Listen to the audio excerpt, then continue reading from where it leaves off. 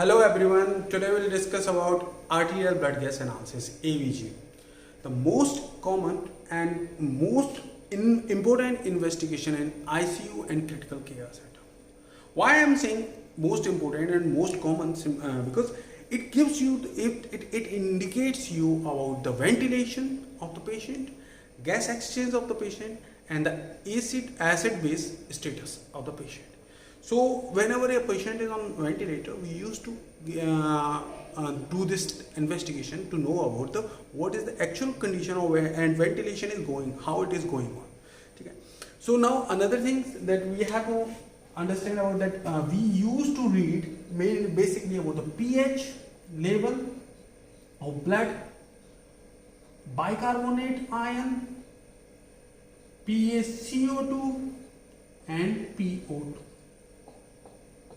These basic main चीज जो हमें पढ़नी होती है, जो हम देखते हैं इसमें कि इनमें क्या चेंज हो रहे हैं, आइदर ये आर नॉर्मल और नॉट। मैं आपको इनकी नॉर्मल वैल्यूज के बारे में पहले बता देना चाहता हूँ।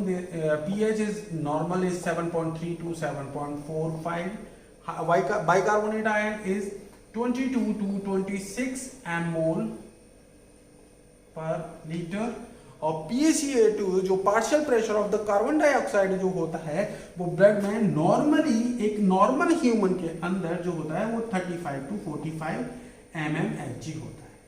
इसी के साथ साथ जो PO2 that is partial pressure of oxygen in that is 80 to 100 mmHg। So these are the common these are the normal values of ABG findings. These are the normal findings.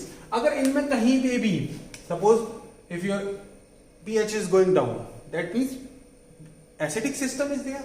pH is going up, that is alkaline system. And that acidosis and alkalosis. Like this, HCO3, bicarbonate ion. Here I want to tell you one thing also. pH is directly proportional to the HCO3. अगर you can remember आप जो याद रख सकते हैं वो ऐसे याद रख सकते हैं कि पीएच जो होती है वो डायरेक्टली बाइकार्बोनेट से प्रोपोर्शनल होती है। वो इसलिए कि अगर बाइकार्बोनेट आयन कम हो रहा है, ठीक है, दैट मीन्स आपकी पीएच भी कम होगी, that means it will be acidosis. If bicarbonate ion is increasing then your pH is also increasing, that means it's a alkalosis. Here one more important thing I want to tell you over the bicarbonate ion. It is a metabolic component, or it is related to the kidney function, or it's a metabolic component. Okay. Now another one is PaCO2, that is partial pressure of the carbon dioxide. Partial pressure of the carbon dioxide is, as I have told you earlier, 35 to 45 mmHg. इसका जो relationship होता है PaCO2 का pH के साथ, वो होता है pH is always indirectly proportional to the PaCO2. क्यों? क्योंकि अगर PaCO2 यानी कार्बन डाइऑक्साइड इंक्रीज होगी, partial pressure of the carbon dioxide increase in your body, then the pH will go down, then because it is acidic in the nature, so pH will go down. So here if acidosis होगा अगर PaCO2 increase होता है, और PaCO2 के decrease होने पर alkalosis होगा, ठीक है। PO2 does not give impact on that acidosis and alkalotic nature. So here थोड़ी देर के लिए हम PaO2 को हटा देते हैं, ठीक है। So these are the basic terms that you have to understand. अब before going on that, I want to tell you some interesting facts or something about it. That pH, first of all, what is pH? What is it? pH is the number or concentration of hydrogen ion in the blood. Definitely this is the thing. But pH, how this pH got? Because I want to tell you this incident or this theory because this is a very much important topic and we should aware about this thing. PH की जो hydrogen ion यानी proton की जो value होती है proton की जो value होती है एक्स्ट्रा सेल्यूलर फ्लड में, वो वैल्यू इतनी नेग्लिजिबल वैल्यू होती है कि we people can calculate that value. 0.0001 2 3 4 5 6 7 10 4 equivalent per liter. So this was the value of proton or hydrogen ion in EC, extracellular fluid. अब हुआ क्या था, एक 1800 के करीब उस सदी में एक डेनिश केमिस्ट थे, उनका नाम था सोरेंज।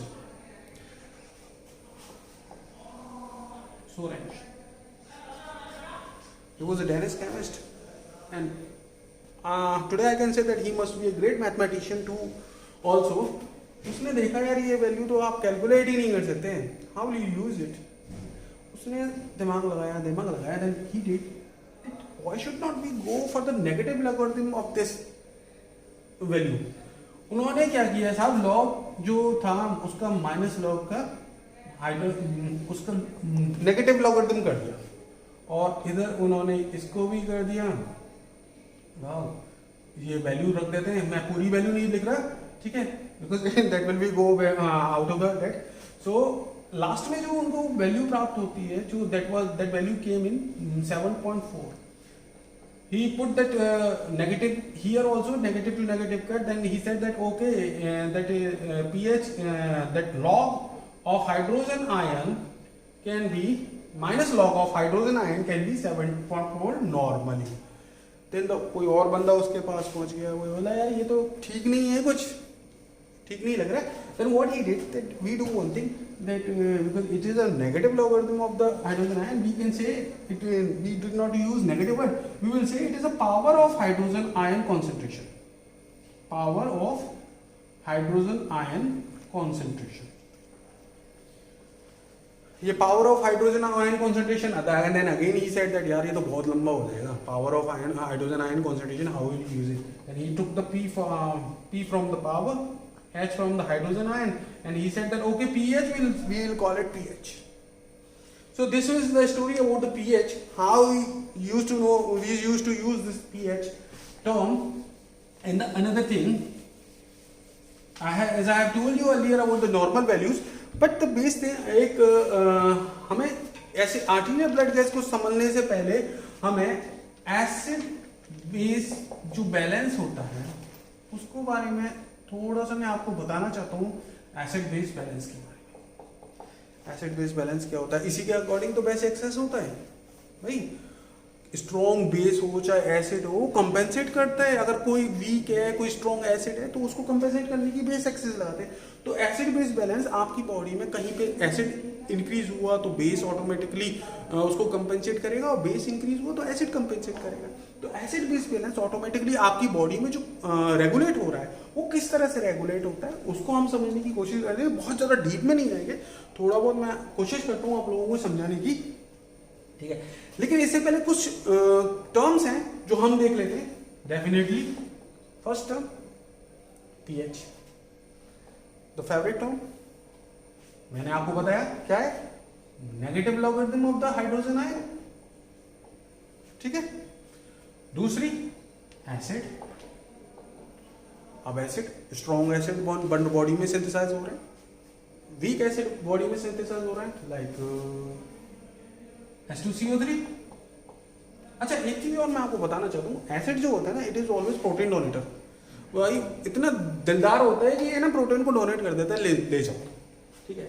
H2CO3, अब ये H2CO3 अगर है ना, अगर आप इसको प्रोटॉन, इसका मतलब hydrogen ion, whenever I used proton that means hydrogen ion, I am talking about the hydrogen ion. Hydrogen ion को इससे निकाल दिया तो क्या बचा आपके पास, HCO3, that is bicarbonate ion, buffer or base, sorry ऐसे ही। लेकिन ये ना इतना ताकतवर नहीं होता भाई, ये कार्बोनिक एसिड जो होता है इतनी दमदार नहीं होता, इसलिए इसको वीक एसिड बोलते हैं। दूसरा एक एसिड होता है जो कि HCl है, hydrochloric acid, strong acid, hydrogen ion plus chloride ion. तो ये एसिड के बारे में हो गया। अब base, definitely acid base balance हम देख रहे हैं। तो बेस क्या होता है भाई, बेस बेसिक मीडियम जो पीएच को इंक्रीज करते हैं, ऑलवेज इंक्रीज। ठीक है, कौन कौन से हो सकते हैं? NH4 अमोनियम और sodium bicarbonate can be there. ठीक है, so these are the basic systems. ठीक है, अब जहां पर जिसकी जरूरत होगी वो कम ज्यादा हो गए, वो कंपनसेट करता है एसिड बेस, और इसी तरीके से एसिड बेस के बैलेंस को बना के रखता है। कुछ और टर्म्स है जो मैं आपको बताना चाहूंगा। Buffer solution. अब भैया ये बफर सॉल्यूशन क्या होता है? बफर सॉल्यूशन वो सॉल्यूशन होता है जो always resist the changes in the pH. Buffer solution it can be acidic और इट कैन बी बेसिक। ठीक है, ये हमेशा रेजिस्ट करता है, it resist the changes in the pH, changes in pH. ठीक है, ये बफर सॉल्यूशन। अब और कई टर्म्स होती हैं लाइक एल्कलाइन रिजर्व। चलो, एल्कलाइन रिजर्व भाई, एल्कलाइन इट मींस बेसिक। ठीक है, और what you are getting from the alkaline reserve, क्या होता है कि जितनी भी एसिड्स हमारे बॉडी में सिंथेसाइज होते हैं, अगर उनको कंट्रोल नहीं किया जाए तो उनकी कॉन्सेंट्रेशन बढ़ेगी, तो दे इट विल कहीं ना कहीं ये एसिड बेस जो बैलेंस है उसको डिस्टर्ब करेंगे। तो उनको बराबर करने के लिए, उनको कंपेंसेट करने के लिए, उनको कंट्रोल करने के लिए, to overcome the use of those acids, तो एल्कलाइन रिजर्व होता है। ठीक है, एल्कलाइन रिजर्व में क्या होता है? दिस इज, ये बहुत इंपॉर्टेंट चीज है, इसको ध्यान रखना, बाइकार्बोनेट आयन को। ठीक है, अब एल्कलाइन रिजर्व आ गया। एल्कलाइन रिजर्व के साथ साथ यहाँ पे होता है पीके। अगर आपने फिजियोलॉजी में, आई नो ये काफी डीप हो जाएगा, फिजियोलॉजी में आपने हेंडरसन हेजलबर्ग इक्वेशन एक होती थी जो कि बफर सॉल्यूशन की, हेंडरसन हेजलबर्ग एक वो हुए थे साइंटिस्ट थे, तो इन्होंने क्या किया, इन्होंने बफर सॉल्यूशन की पीएच निकालने के लिए एक टर्म दे दी पीके। ठीक है, वो हम यूज करते हैं हेंडरसन हेजलबर्ग में। पीके जो होता है it's a value of pH, ये कुछ नहीं है, पीएच की वैल्यू है जिसमें कि केवल जो आयन है, वो जो एसिड है वो हाफ आयनाइज्ड ही हो पाता है। ठीक है, that is related to the PK. अब आ जाते हैं पीके सॉरी। ठीक है, अब आते हैं हम आगे बढ़ते हैं। ठीक है, ये हो गया एसिड बेस के बारे में। मैंने आपको बताया कि कैसे कैसे कौन कौन से एसिड्स होते हैं, कौन कौन से बेस होते हैं, जो नॉर्मल टर्म्स हम यूज करते हैं उनके बारे में। अब एसिड बेस आपके बॉडी में सिंथेसाइज हो रहे हैं, उनका रेगुलेशन चल रहा है, किडनी अलग से कम फंक्शन कर रही है, रेस्पिरेटरी अलग से फंक्शन कर रहा है, सब अपने अपने कामों में लगे हुए हैं। लेकिन फिर भी मान लो कोई प्रॉब्लम हो गई, ठीक है, एसिड बेस डिस्टर्ब हो गया, वेंटिलेशन प्रॉपर नहीं हुआ, gas exchange, ventilation, perfusion mismatch हुआ, कुछ भी हुआ, ठीक है, तो यानी आपका जो एसिड बेस है वो कहीं ना कहीं एबनॉर्मलिटी विल बी देयर। तो उस एसिड बेस की जो एबनॉर्मलिटी है उसको कैसे कंपेंसेट किया जाएगा? तो उसको कंपेंसेट करने के लिए बॉडी तीन तरीके की मैकेनिज्म क्रिएट करती है। तीन तरीके की मैकेनिज्म होती हैं जो बॉडी में होती है, उनके द्वारा उस एसिड बेस को कंट्रोल करने के लिए होता है। उनको हम डिफेंस लाइन बोलते हैं। ठीक है, फर्स्ट लाइन ऑफ डिफेंस। ठीक है, फर्स्ट लाइन ऑफ डिफेंस। अब एसिड बेस हुआ तो सबसे पहले की जो लाइन होगी वो होगी ब्लड बफर। भाई ब्लड बफर जो होगा वो आपका इस एसिड बेस को रेगुलेट, इस एसिड बेस को बैलेंस करने की कोशिश करेगा। किस तरह से बैलेंस करने की कोशिश करेगा? ये इसको पीएच को रेगुलेट करेगा, पीएच को रेगुलेट किया जाएगा। और वो तो इसको बहुत ज़्यादा कारगर नहीं होती, बहुत ज़्यादा स्ट्रॉन्ग नहीं होती, इसी ये फर्स्ट लाइन होती है, लेकिन जो पहले सबसे पहले वर्क करेगी। अब ब्लड बफर में बहुत ज़्यादा डीप ना जाते हुए हम देख लेते हैं कि एक तो होता है बाइकार्बोनेट बफर।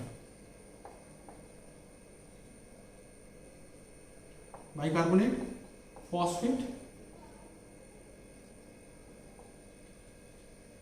और the third one is protein. ठीक है, वन इज तो जो ब्लड बफर होता है जिसे हम फर्स्ट लाइन ऑफ डिफेंस भी बोलते हैं, ठीक है, ये जो एसिड बेस बैलेंस में कहीं पे भी कोई इम्बैलेंस हुआ, कोई एबनॉर्मलिटी आई, तो उसको जो ये कंपेंसेट करता है, वो कंपेंसेट कैसे करता है, जैसे कि मैं आपको बता रहा था, पीएच को रेगुलेट करके ये कंपेंसेट करेगा। ये बात आपको समझनी होगी। तो पीएच को कैसे रेगुलेट कर सकता है ये? पीएच को रेगुलेट करता है ये बाइकार्बोनेट आयन के थ्रू। बाइकार्बोनेट आयन जो कि एक्स्ट्रा सेलुलर फ्लड में बहुत एक्टिव होते हैं, बहुत कॉमन होते हैं, वहां पर करता है।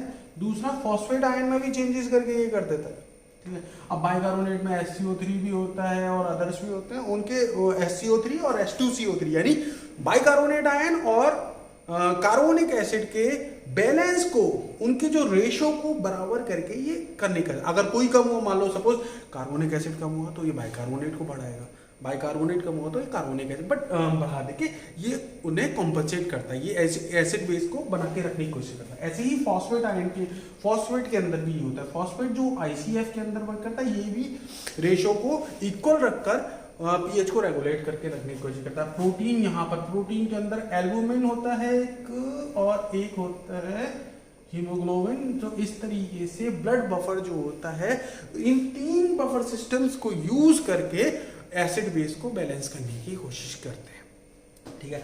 अब लेकिन ये इतना स्ट्रांग नहीं होता, इतना ताकतवर नहीं होता, ये इतना नहीं बचा सकता ये। हाँ, लेकिन हाँ, छोटा मोटा अगर कोई ऊपर नीचे हुआ हो तो ये first defence line can work easy, very effectively, ठीक है। अब आते हैं सेकंड डिफेंस लाइन पर। सेकंड डिफेंस लाइन, ठीक है। सेकंड डिफेंस लाइन जिसे हम रेस्पिरेटरी मैकेनिज्म भी बोलते हैं। रेस्पिरेटरी मैकेनिज्म, भाई रेस्पिरेटरी मैकेनिज्म बोल रहे हैं तो रेस्पिरेशन में कुछ ना कुछ चेंजेस करके आप उसको कंपेंसेट करने की कोशिश करोगे। अब सुनने में बहुत बड़ा लग रहा है रेस्पिरेटरी मैकेनिज्म, पता नहीं क्या ही कर रहे होंगे, ठीक है। लेकिन समझने की कोशिश ऐसे कीजिए कि दो टर्म्स होती है, हाइपरवेंटिलेशन, हाइपोवेंटिलेशन। एक तो इसके द्वारा आप कंपेंसेट करते हो एसिड बेस, दूसरा हीमोग्लोबिन के द्वारा। रेस्पिरेटरी मैकेनिज्म में ऐसा। अब आप सोच रहे होंगे यार पता नहीं कैसे हो रहा होगा ये हाइपर वेंटिलेशन, हाइपोवेंटिलेशन। ये सिंपल, मैं आपको समझाता हूँ। मैंने आपको बताया था पीएच की वैल्यू कितनी होती है normal, 7.35 to 7.45।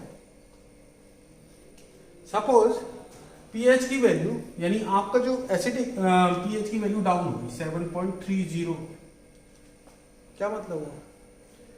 That means pH acidic हो गई, pH is going down, decrease हो रही है भाई, डाउन हो गई, ठीक है, एसिडिक हो गई। अब ये एसिडिक कब हो सकती है, ठीक है, एसिडिक ये हो सकती है if your PaCO2 is increasing. PaCO2, that means आपकी बॉडी में partial pressure of carbon dioxide is increasing. तो अब क्या होगा, आपकी बॉडी का मेन एम क्या होगा कि भाई ये PaCO2 यानी आपकी बॉडी में जो कार्बन डाइऑक्साइड बढ़ी हुई है उसको आउट करो, इस प्रेशर को कम करो, ठीक है। और जो HCO3 है, बाइकार्बोनेट है, वो भी डिक्रीज हुआ होगा, उसको इंक्रीज करो। Then only then your pH can be normal, neutral, ठीक है। तो आप क्या करने लगते हो, आप हाइपरवेंटिलेट करते हो, आप maximum oxygen, maximum carbon dioxide को लंग्स से आउट करते हो। Then only you can control that acidosis, ठीक है। अब सेम कि भाई सपोज 7.45 है, 7.5 हो गई, ठीक है, दैट मीन्स बेसिक पीडीएम हो गया। अब इसका मतलब क्या है, PaCO2, ठीक है, PaCO2 या तो PaCO2 डिक्रीज हुआ है और बाइकार्बोनेट आयन आ जाए, ये जो लंग्स में जाता है जब ये HHP यानी हाइड्रोहीमोग्लोबिन, ये फिर जाकर ऑक्सीजन से कंबाइंड होता है, then you will get the HPO2 that is oxyhaemoglobin and hydrogen ion. अब इससे वो कंपेंसेट करने की कोशिश करता है, but that is also not that much strong defence mechanism. But the fourth one, third defence line जो होती है, renal mechanism, the most important mechanism और मोस्ट स्ट्रॉन्ग मैकेनिज्म, ठीक है, दैट इज प्लेस वन। अब इसमें क्या होती है, इसमें 4 घटनाएं होती हैं रीनल मैकेनिज्म में, ऐसे ही नहीं हो जाती है, 4 घटनाएं होती हैं, 4 घटनाएं जिनसे एसिड बेस को बैलेंस किया जाता है। वो 4 घटनाएं कौन कौन सी होती हैं? एक्सक्रिएशन ऑफ अमोनिया, ठीक है, excretion of ammonia, excretion of hydrogen ion, ठीक है, और इसके साथ साथ होता है रिकवरी और reabsorption. Recovery is not a proper word, reabsorption of SCO3 and excretion of tribal acids, excretion of tribal acids.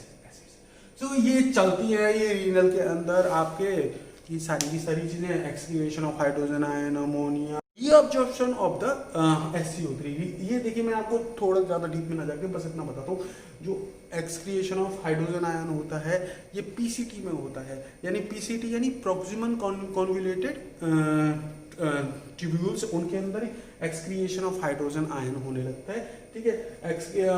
Reabsorption of SCO3 ये ग्लोमेरुलर फिल्ट्रेशन के थ्रू होता है, और ऐसे ही एक्सक्रिएशन ऑफ ये यूरिन के थ्रू बाहर निकाले दिए जाते हैं, and ammonia, hydrogen ion and tribal acids. So thank you very much.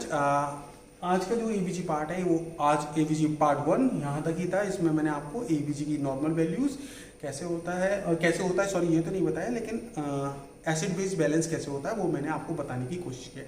Okay, we will meet in next video, that is ABG part 2।